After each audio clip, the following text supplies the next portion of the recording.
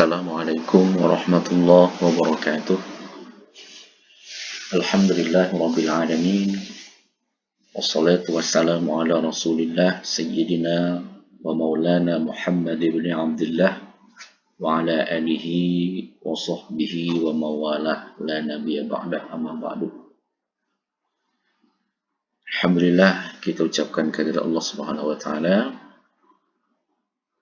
Pada kesempatan kali ini kita bisa berinteraksi dalam rangka proses pembelajaran, khusus buat Ananda di kelas 10 MIPA 1, 2, dan 3, dan juga 10 IPS SMA Babu Salam Pekanbaru tahun pelajaran 2019-2020. Sudah sama-sama kita maklumi bahwa saat ini negara kita, bangsa kita, dan bahkan kampung halaman kita, sekolah kita, secara khususnya mendapat ujian dengan adanya wabah COVID-19 yang sangat-sangat berbahaya untuk kita semua. Dan itu pula lah yang membuat kita tidak bisa melaksanakan proses pembelajaran seperti yang kita lakukan pada semester sebelumnya. Baik Ananda semuanya, mudah-mudahan Ananda semua siap mengikuti pembelajaran pada hari ini. Ustaz akan menjelaskan materi kita di semester 2 ini. Pada waktu sebelum libur dulu, pernah Ustaz sudah sampaikan kepada seluruh Ananda di kelas 10, baik 10 MIPA atau 10 IPS, bahwa kita masih ada satu pokok bahasan lagi, yakni tentang an-na'tu wal man'utu. Kemudian sebelum kita mulai ini, Ustaz meminta kepada Ananda semuanya supaya membuka kembali file yang Ustaz kirimkan, atau materi yang sama sih sebenarnya dengan ada yang di sini yang udah Ustaz kirimkan, itu tetap dibuka, diperhatikan secara seksama. Ustaz akan menjelaskan. Baik Ananda semuanya, sebenarnya istilah an-na'tu wal man'ut itu adalah sudah lumrah dan selalu didengar, khususnya di kalangan orang-orang yang mempelajari ilmu tata bahasa Arab, khususnya ilmu nahwu.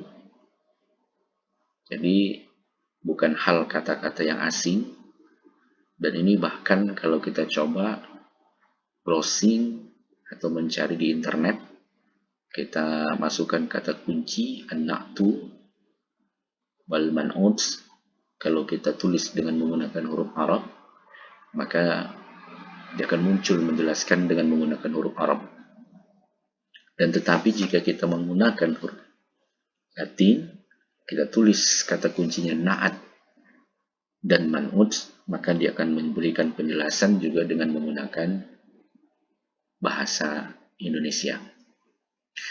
Baik Ananda semuanya, na'at atau an-na'tu ini di dalam ilmu nahwu termasuk yang i'rabnya itu adalah mengikut. Maka di dalam istilah nahwu disebut dengan at-tawabi'. At-tawabi' di dalam nahwu itu ada 4. Yang pertama an-na'tu, yang kedua al-'athfu, yang ketiga at-taukid, yang keempat al-badal. Nah, kita tidak akan membahas semuanya itu. Kita fokus pada kesempatan hari ini. Pada kesempatan ini kita akan membahas tentang an-na'tu. Baik, akan kita lihat pengertian An-na'tu ini apa, kemudian al-man'ut itu apa. Kalau secara bahasa Arabnya, an-na'tu itu adalah lafzun yadullu ala sifatin fi ismin qablahu wa yusammal ismul mausufu man'utan. Jadi kurang lebih terjemahannya seperti ini. Ya, an-na'at atau na'at adalah lafal yang menunjukkan sifat isim atau kata benda yang terdapat sebelumnya. Sedangkan isim yang disifati itu disebut dengan al-man'ut. Jadi dari pengertian ini sudah bisa kita simpulkan bahwa na'at itu adalah kata sifat. Kemudian man'ut itu adalah kata benda yang disifati oleh na'at. Nah, supaya lebih jelas kita akan lihat contohnya. Nah, kita akan lihat satu contoh dulu. Nanti ada beberapa contoh yang akan kita bahas. Dan ini juga ada di buku Ananda semua, ya, di materi yang Ustaz kirimkan di WA. Coba kita lihat dulu bagaimana bentuk implementasinya na'at itu di dalam kalimat. Di sini ada kalimat pendek, hanya tersusun dari 3 kata. Ya, 1, 2, 3. Nah, tadi dijelaskan bahwa na'at itu adalah kata yang menunjukkan sifat. Nah, kata yang menunjukkan sifat. Ini mau tidak mau, kita harus memahami artinya. Karena kita baru bisa menentukan dia sifat atau tidak. Ya, salah satu caranya adalah kita menguasai mufradatnya atau vocabulary-nya. Kita buka di kamus ya, mufid. Kita buka di kamus. Nah, sekarang kita lihat di sini mufidun. Sini udah usah tunjukkan anak panahnya, arahnya yang dikatakan dengan na'at di dalam kalimat 3 kata ini adalah mufidun. Apa arti mufidun ini? Artinya bermanfaat atau berguna. Nah, kita lihat di sini ya, apa yang berguna itu? Ya, berguna itu na'at. Nah, apa yang berguna itu? Buku, kitabun. Nah, karena ya, kitabun yang mempunyai sifat, apa sifatnya? Berguna, maka kitabun itu disebut dengan al-man'ut. Ya, kitabun al-man'ut. Nah, kitabun ini kata benda. Sim. Jadi yang menjadi al-man'ut itu harus kata benda atau isim. Nah, sekali lagi, yang na'at itu adalah kata sifat. Untuk kapan? Untuk yang mana gitu? Untuk kata yang terdapat di sebelum kata sifat itu. Jadi mana sebelumnya? Ini kitabun. Nah, kemudian perlu Anda cermati baik-baik. Ini kadang-kadang kita membuat kalimat nantinya, ya. Apa yang harus kita perhatikan antara an-na'tu wal man'ut ini, ya. Ini harus kita lihat.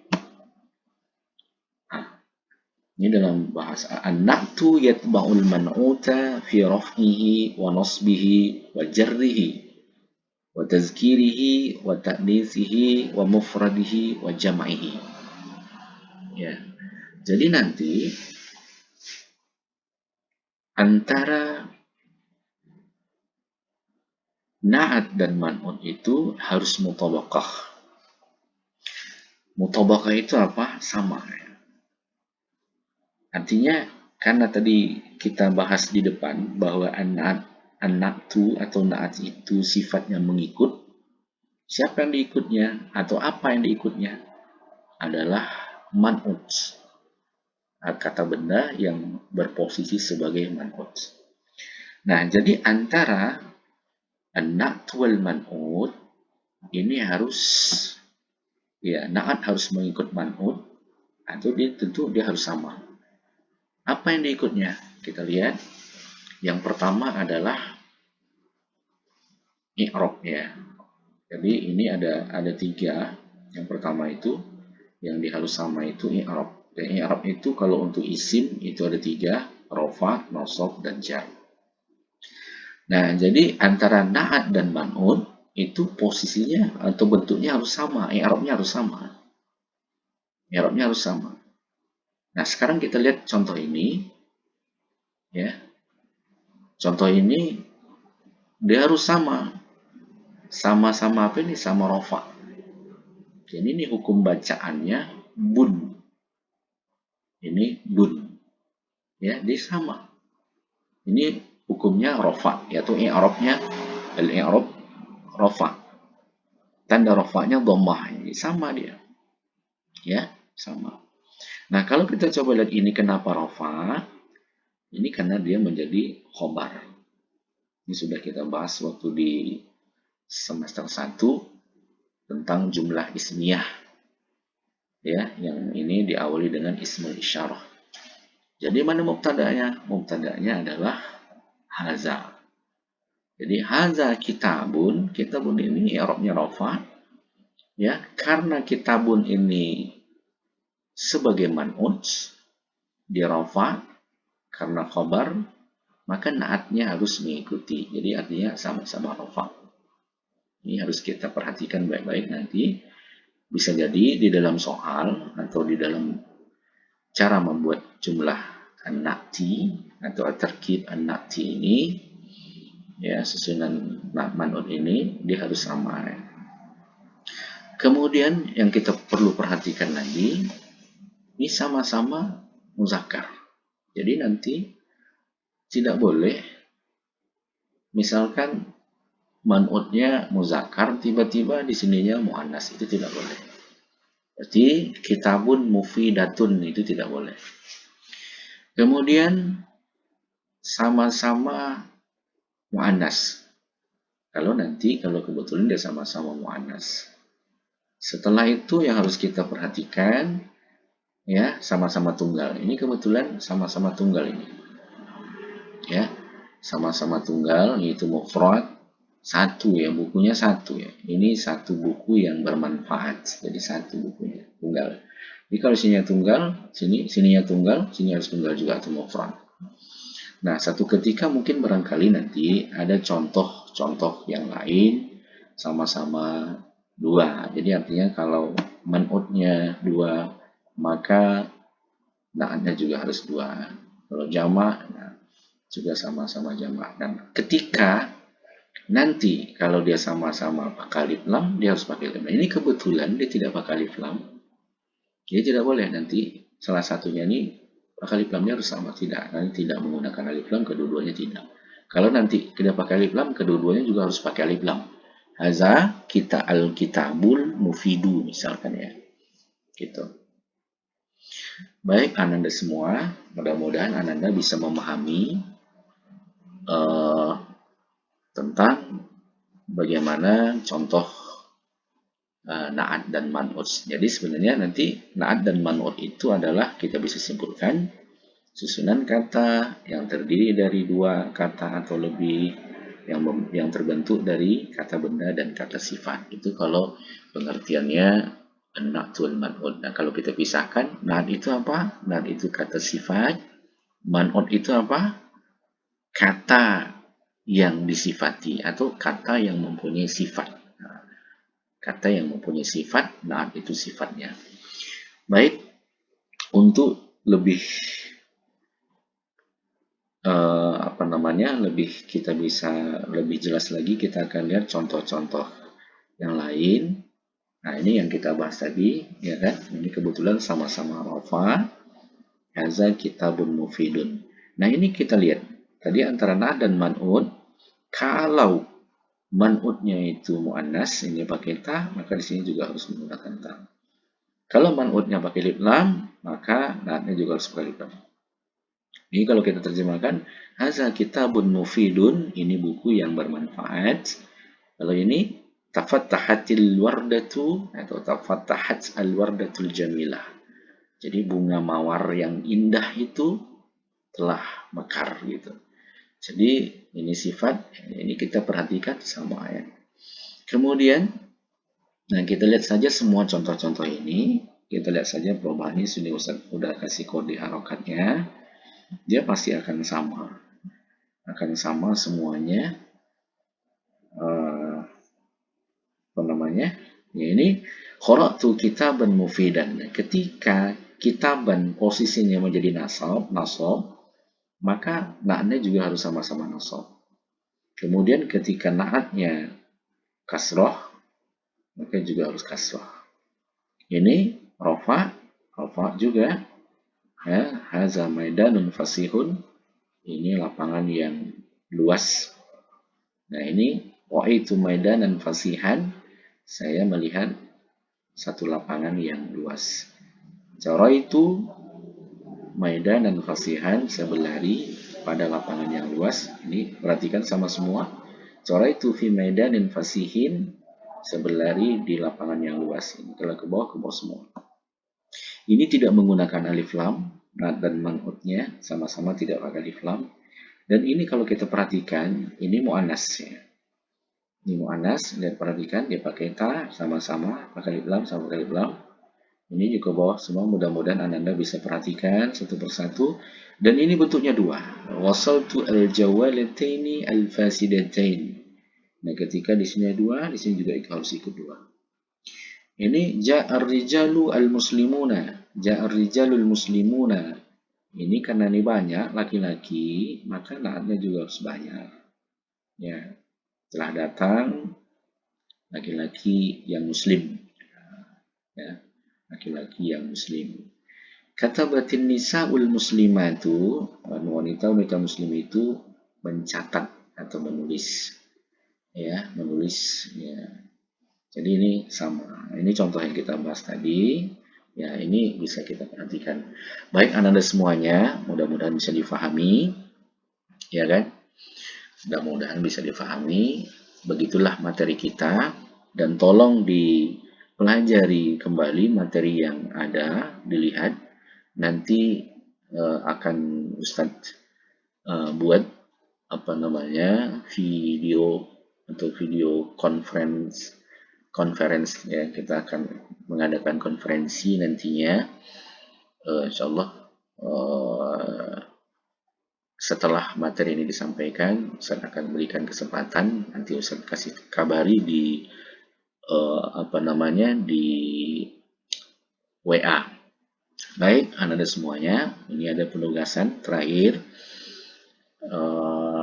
Ini latihan. Nah, ya kan? Ini latihan untuk dikerjakan. Ini ada 10 pertanyaan. Nah, ini tolong dipelajari dulu.